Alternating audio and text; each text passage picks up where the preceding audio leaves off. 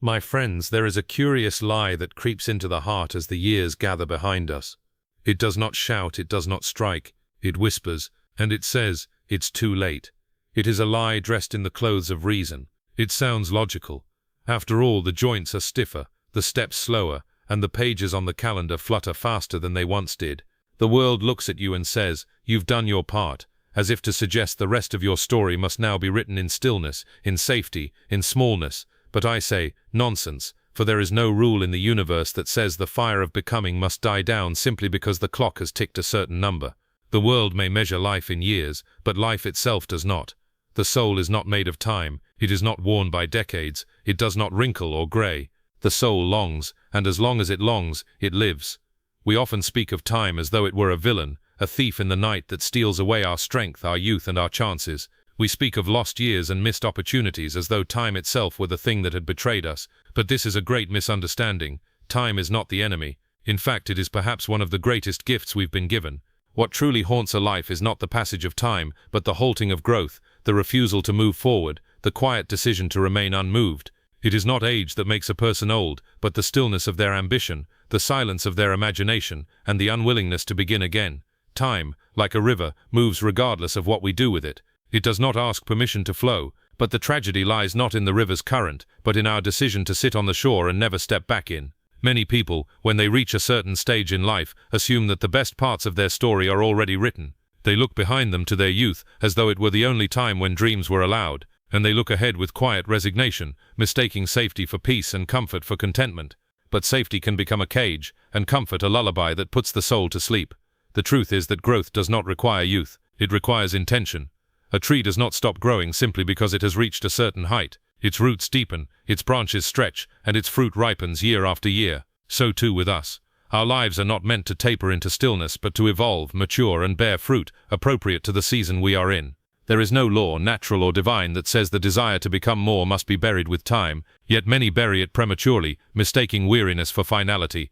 This fear of being too late or too old is a modern illusion, born more of cultural noise than of reality. We are told that youth is the time for dreams, and that after a certain point, our job is to settle into the life we've made.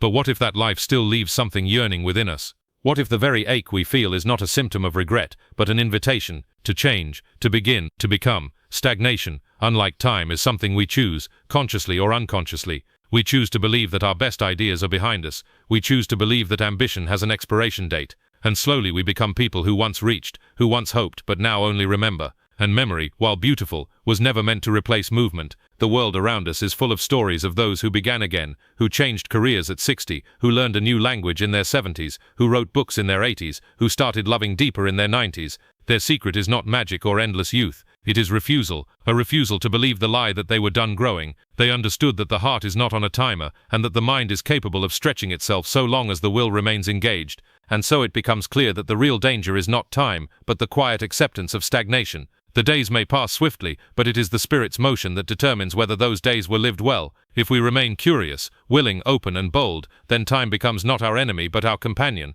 a steady stream upon which we may still sail to new places.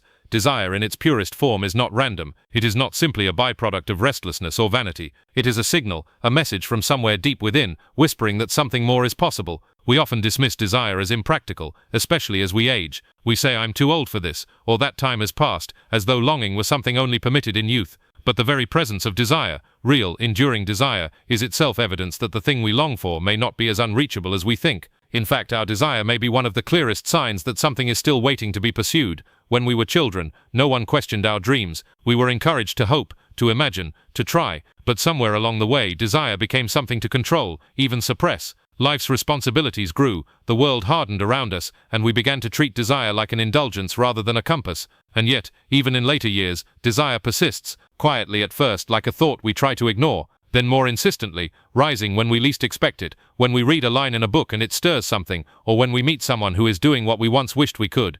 These moments are not accidents, they are signals, reminders that not all within us has gone quiet. Desire asks us to pay attention, not just to what we want but to who we are. Why do certain dreams linger while others fade? Why do we feel inexplicably drawn to new goals or paths, even after years of walking another way? That drawing, that pull, is not foolishness, it's possibility making itself known. Even when a desire seems impractical, its persistence is meaningful. We don't long for every possibility, we long for specific things, for things that speak to the deepest parts of us. And desire is not the same as fantasy. A fantasy may be fleeting, but true desire endures. It waits patiently beneath the surface, through distractions and delays, ready to rise again the moment we allow it to. And when it does rise, it often brings with it a sense of vitality we thought we'd lost. We feel more alive, more aware, more awake to the world, not because anything external has changed, but because we've remembered something about ourselves. In fact, some desires don't even show up until we've lived enough to truly understand them. There are goals we couldn't have imagined in our youth because we didn't yet know what mattered. Age doesn't dull desire, it clarifies it. It separates the fleeting from the essential, and when an older person discovers a new longing, it is often more honest, more urgent, and more grounded in wisdom than the daydreams of the young. That kind of desire is not to be ignored. To feel desire is to be told that something in us is still capable of imagining change. It is proof that we have not yet resigned. We may not know how to reach the goal, and we may fear failure, but fear does not cancel out the message of desire. On the contrary, fear often accompanies the things most worth doing. If a dream still stirs in us despite fear, despite time, despite reason, then it is asking us to believe not in magic but in motion, in the idea that the future is not closed, that the pages ahead of us are still blank. That desire, if we listen to it carefully, might just be pointing us to the place we're meant to go next. The soul does not retire. This may sound like poetic exaggeration, but it is in fact a deep truth often forgotten in the noise of our age. We live in a world obsessed with productivity, youth, and outward achievement.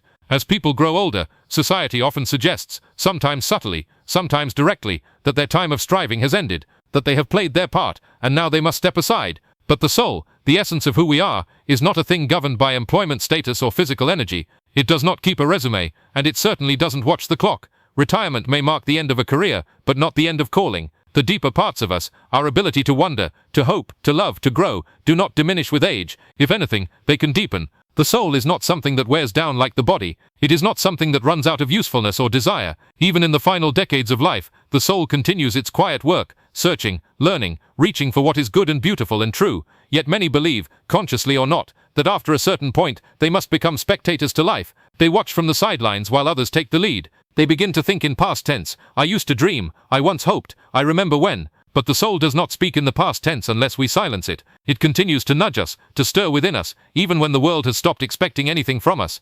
This is why some of the most profound acts of creativity, wisdom, and even transformation come later in life. When external responsibilities begin to fade, space opens up for the internal life to emerge more fully. People discover passions they never had time to explore. They offer wisdom that only long experience could teach. They forge deeper relationships, take courageous steps, write, create, travel, serve, and above all, continue to become. And that is the most overlooked truth. The soul is always in the process of becoming. It is never finished. It is not a fixed object, but a living mystery, capable of surprising even the person who carries it. We do not outgrow our soul. We may ignore it, bury it, distract ourselves from it, but it never retires from us. One of the gravest mistakes we make is to assume that age means completion, that because someone has lived a certain number of years, they are done forming. But look closer. Talk to those who have entered their 7th, 8th, or 9th decade. You will find that their thoughts are still evolving. Their questions are still being asked. Their stories are still unfolding. The outer form may slow, but the inner life is often more vivid than ever. In fact, the soul's refusal to retire is part of its quiet defiance against despair. It is what keeps us from being truly lost. Even in grief, in loss, in the narrowing of options, the soul keeps pointing toward meaning. It may do so in quieter ways, in reflections, in small acts of kindness, in the courage to forgive, in the humility to begin again, but it always moves forward. It is the part of us that says, there is still something here for you, something to learn, something to give, something to love. We must be careful then, not to let external endings suggest internal endings. Retirement, aging, change, these are not signs that the soul must quiet down. On the contrary, they are invitations for the soul to speak more freely, without the distractions of proving oneself or keeping pace with the world. The soul longs not for applause but for depth, not for speed but for truth. And in the latter years, it often has the best conditions to do that work. There is a powerful illusion that settles over many lives, often unnoticed until it has taken root, the myth of finality. It tells us that after a certain point, life becomes a settled matter, that we arrive at a moment, whether through age, failure, or even success, after which nothing truly new can begin. This myth wears many disguises. This is just who I am now. I missed my chance. I've gone too far down this path to turn around. These thoughts appear logical, even mature, but they are not truth. They are merely echoes of fear dressed as wisdom. The idea that life solidifies, that it becomes fixed and finished at some undefined milestone, is perhaps one of the most damaging beliefs a person can hold. It draws invisible lines around what's possible, and calls them boundaries of reality. But life does not deal in neat endings. It is not a novel with a set number of chapters. Rather, it is a living, breathing mystery where the final shape is always unfolding, where even what looks like an ending may turn out to be a disguised beginning. People often cling to finality because it offers a kind of safety. If the story is over, there's no need to risk again, no need to hope, or try, or stretch into the unknown. We say this is the way things are now as a shield against disappointment. But that shield also keeps out wonder. It guards us not only from pain, but from surprise, transformation, and joy. And while youth is typically associated with beginnings, it is often later in life that people discover the courage to question the so-called endings they've accepted. A man who believed he was locked into a career he never loved finds at 60 the freedom to pursue a long-buried dream. A woman who thought her chance for love had passed finds her heart reawakened in her 70s. A retired worker begins to write, not because someone expects it, but because something in him still burns to express. These stories are not rare, they are simply undertold. The myth of finality is reinforced by the world around us. The culture often glorifies the start, first jobs, first homes, first loves, while neglecting to honor the sacred work of second chances, or third acts, or the decision to change course in the middle of the journey. But if we listen more closely to the human story, we find that the most meaningful shifts often occur in those moments where people refuse to believe they've reached the end. Even failure, which so many accept as final, is often the doorway to new life. It humbles us. It reorients our vision. It teaches us what matters. The myth says you failed, so it's over. But truth says you failed, so now you see more clearly. Finality assumes we know what's coming next. But who among us truly does? The most beautiful things we experience often arrive unannounced, long after we thought the best had already happened. There is a kind of quiet rebellion in believing that the story is not finished. It doesn't require grand gestures or dramatic changes. Sometimes, it's the simple willingness to begin again, to open the heart one more time, to learn a new skill, to offer forgiveness, to make a small change that leads to a great renewal. These are acts of courage, not delusion. They push against the myth, not because we want to stay young, but because we were never meant to stop becoming. Even nature resists finality. A forest grows back after fire. A seed buried in the dirt begins again. The sun does not simply rise and set. It paints the sky differently each time. And so it is with us. We are not static beings. We are not finished products. We are stories still being told, poems still being written, melodies still unfolding in unexpected chords. Bravery is too often misunderstood. It is painted in broad, heroic strokes, epic battles, grand decisions, dramatic sacrifices. But the truth is that bravery rarely announces itself with trumpets. It often walks quietly beside us, changing shape as we grow, showing up differently in each season of life. We tend to associate courage with youth, charging into the unknown, chasing big dreams, standing up for ideals. And while those are indeed forms of bravery, they are only the beginning. As we move through life, the face of courage changes. Every stage brings its own kind of bravery, distinct and necessary, shaped by the experiences we carry and the challenges we face. In youth, bravery often looks like daring, the boldness to try something without knowing if it will work, the willingness to fail publicly, the courage to define oneself apart from expectations. Young people leap, often without knowing where they will land, and this type of courage is bright and fierce, but it is not the only kind. In fact, it is just the first chapter. Later, bravery takes on quieter tones. It becomes the willingness to stay, to commit, to love deeply, even when it brings pain. It's the courage to be responsible, to build something slowly over time. The bravery to keep showing up for people and promises when the excitement fades. It's no longer about chasing every possibility, but about deepening where one is planted. This kind of bravery doesn't always feel thrilling. It can feel like routine, like sacrifice, like patience, but it is in its own way even more demanding.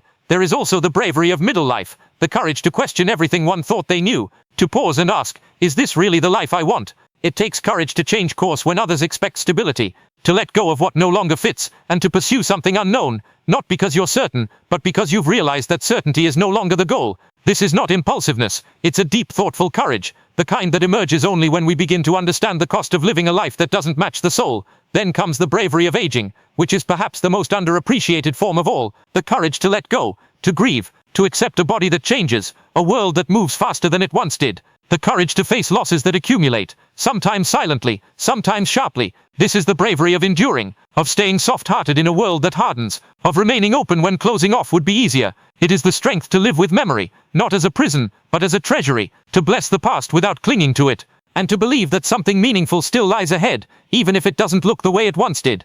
Each stage of life demands a new kind of bravery, because the fears we face evolve. When we are young, the fear is failure. In adulthood, it is being wrong. In later years, it is being irrelevant, forgotten, or alone. But bravery answers each fear in its own language. It says, try anyway, speak anyway, love anyway, begin again anyway. And perhaps the deepest bravery of all is the willingness to keep becoming, to resist the myth that we are finished, settled, or beyond transformation, to stay in motion, not necessarily outwardly, but inwardly, to allow ourselves to be shaped again and again by experience, by loss, by love, and by learning. Bravery is not a single act, it is a lifelong stance. It is the posture of the soul that says, even now, I will choose to grow. There is something in us that longs for completion. We want to arrive, to reach a point where things finally make sense, where we are settled, sure and solid. We want to say, now I know who I am, and rest in that knowing as if identity were a finish line. But life does not offer such closure. The truth, though less tidy, is far more beautiful. We were made for becoming, not just being. Being sounds comforting. It promises stability. It speaks of knowing your place, of having your role and sticking to it. But becoming is wild and uncertain. It implies change, vulnerability, openness to revision. And yet, this is the deeper nature of the human soul. It is not a static object, not a fixed sculpture, but a living story that continues to unfold with every choice, every failure, every spark of insight or unexpected turn. From the moment we are born, we begin to change. The child does not resist becoming a teenager. The teenager does not resist adulthood. Though both may come with struggle, they are natural transitions. But somewhere along the way we start to believe that the process should stop. That once we've chosen a career, built a family, carved out a place in the world, we are supposed to hold that shape forever. But life is not a mold to be set in, it is a field to be cultivated. And even old fields can bloom with new life. This truth is especially vital as we grow older. We are told, sometimes directly, often indirectly, that past a certain age, growth is over. We must settle into our true selves, as if that self has stopped evolving. But this thinking mistakes age for completion. It assumes that experience means answers, that maturity means finality. In fact, the opposite is often true. The more we live, the more we understand how much more there is to become. Becoming is not about constant dissatisfaction. It's not about rejecting who we are today. It's about honoring who we are becoming tomorrow. It's the humble belief that no matter how much we've seen or learned, we are still students in the school of being human. It's the soft strength to say, there is more for me. Not more to prove, not more to accumulate, but more to grow into. And growth does not always come as ambition or external progress. Sometimes becoming means softening, becoming more kind, more patient, more generous. Sometimes it means shedding false identities we've worn for years. Sometimes it means learning to rest when we've spent our lives striving. Becoming can look like starting something new, or ending something at last. It can look like returning to a long-forgotten dream, or finding peace in a life we never expected to live. You were not made to simply arrive at yourself. You were made to continue unfolding, to be shaped by time and trial and tenderness. The soul has seasons just like the earth. It is meant to grow differently in spring than in autumn. It is meant to produce fruit in some years, and to lie fallow in others. And even when it appears still, something within is being made new.